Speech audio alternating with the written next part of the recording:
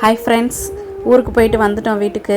பாருங்கள், வீடு கொஞ்சம் சுத்தம் இல்லாமல் இருந்துச்சு பாருங்கள். அதுக்கப்புறம் காலையில் பாப்பாவுக்கு சாப்பாடு கொடுக்கணும். அதுக்காக சிம்பிளாக உப்புமா மட்டும் ரெடி பண்ணி பாப்பாவும் நானும் செஞ்சு சாப்பிட்டுக்கிட்டோம், உப்புமா கிண்டி.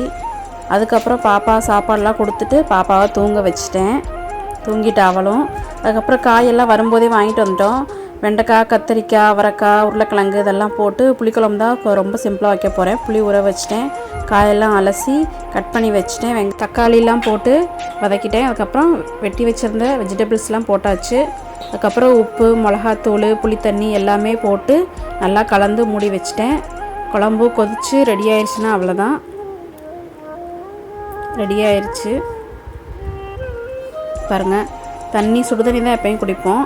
அதுக்கப்புறம் குக்கர் போட்டு சாப்பாடு வச்சுட்டேன். அப்புறம் பாத்திரம்லாம் கழுவி வச்சாச்சு. வீடு குப்பையாக இருந்துச்சு, அதையே க்ளீன் பண்ணி முடிச்சிட்டேன். அவ்வளோதான் ஃப்ரெண்ட்ஸ், தேங்க்யூ.